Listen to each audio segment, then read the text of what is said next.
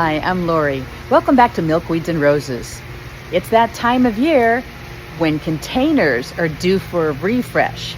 So you have to decide if you're just going to empty them and leave them be, or try to get a little more use out of them as the season goes into fall. Well, I'm choosing the latter. I'm going to see how I can update a couple of containers. First, let me show you what I'm working with here. We're basically starting at ground zero, okay? This vine is kaput. It is spent.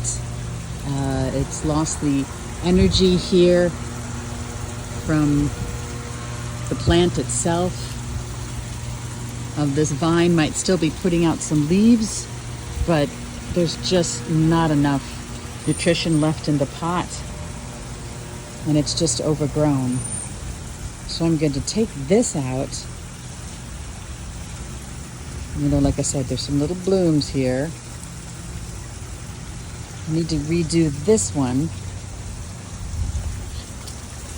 And also this one. My beans. There were a few this year, but you know, clearly now it's just been overrun. It's done.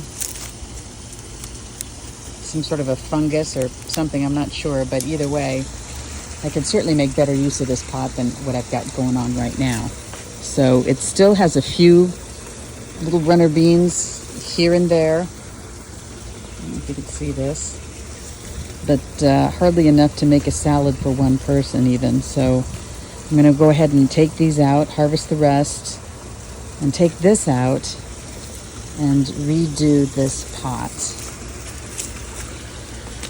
Because this plant is done. All right, what do I got here? So a handful of beans, which certainly was an interesting experiment. They cook up green, and they're green on the inside, and they taste just fine. It's just that they're, you know, for as much as we like to eat beans around here, there really weren't enough of them to grow in this single pot. So not very prolific, but again, I probably didn't fertilize it like I should. So it was an experiment, and one that I think probably didn't work. I think beans need to be grown in a different way than here in this particular container. Even though there's plenty of soil and it started out well, I just think it's gotten too hot. And there are some new little blooms down here, which means those will keep developing into beans. But like I said, I think I can do better than just looking at this thing. Step number one, remove the old vine and pull out the pot trellis. There we go. And I didn't need to refresh the top several inches of dirt here, because the fertility is gone and it's completely dried out and covered up with roots. So let's refresh this. So there was no sign in that pot of lobelia, two different kinds of lobelia. Super bells, well, that gave up long ago. This one I never saw.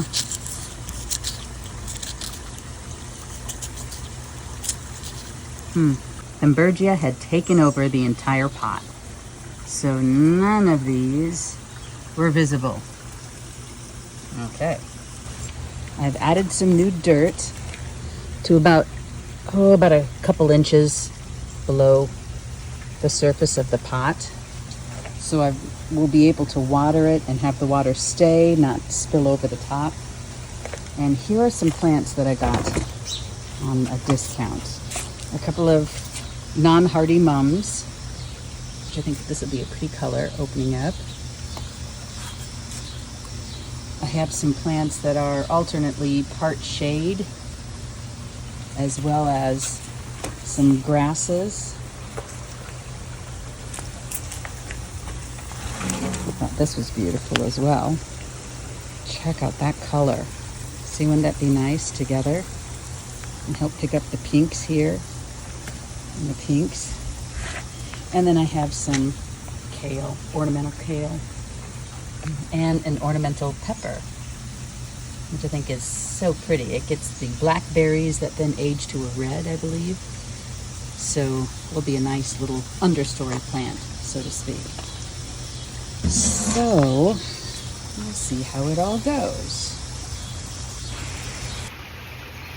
This is so root bound, I've got to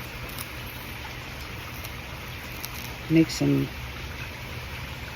work here on the bottom to loosen it up a bit. Wow. It was just so root bound in its pot. You can always see when you buy something this time of year and it's super dry.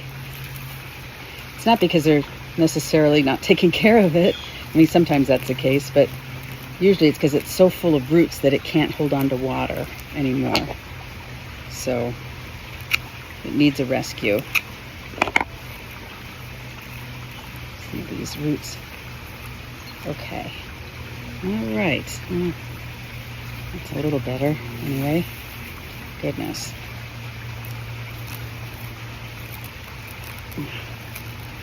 Okay. All right. Okay, so I took off the pot trellis. And now I just need to clean this one up. Now you notice this soil looks much better, much richer. I really don't have to do a whole lot to this, and that's because beans from the legume family are nitrogen fixing.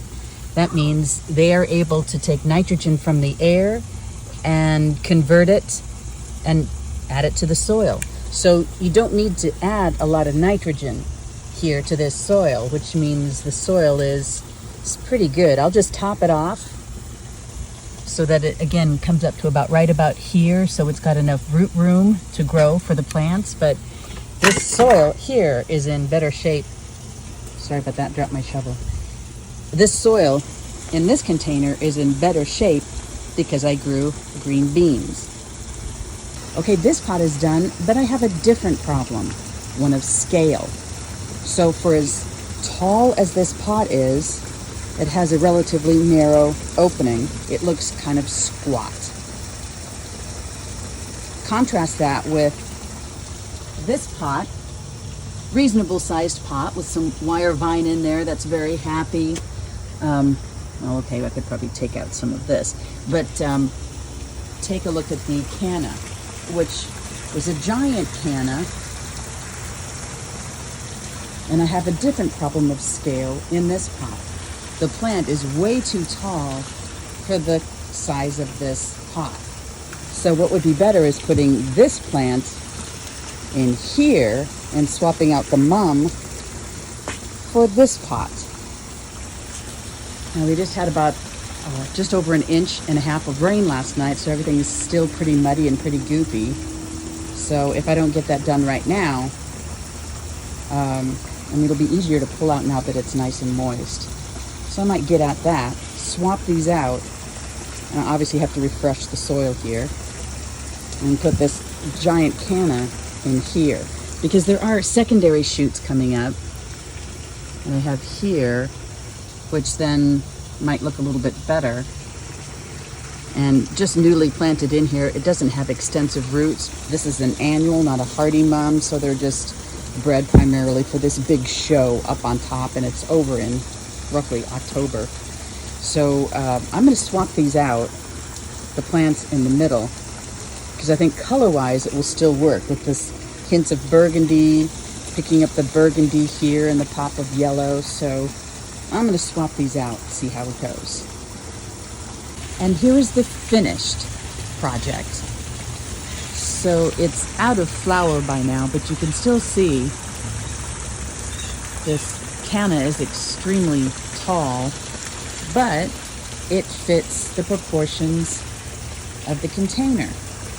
So I do think, and the color still matches, you know, the burgundy of the leaves filling in with some of the others, and that cute little pop of yellow over there as well. The capricoa there still filling in, plus also has Still some yellow at the heart, and the wire vine I decided to put in there as well. So we'll see how it all fills out. At one time, or at some point, this ornamental peppers will get some red little berries on there. So I think the red and yellow combined with the foliage will be a nice fall container, and at least it's in proportion now. So it looks so much better in this container, and the mum looks so much better in that one. So at least I have 2 fall containers planted up, and that's good to go. And as for some of the other plants here, I stuffed the 2 remaining coleus. It's hard to photograph this color, but it is a pretty burgundy, and I thought it kind of matched this polka dot plant, which is kind of some pretty little pop of pink in a mostly shady container. And this one with the parlor palm, which is still coming up with some fresh new leaves. I usually wheel this into the sunroom at the end of the year, so I winter this container indoors.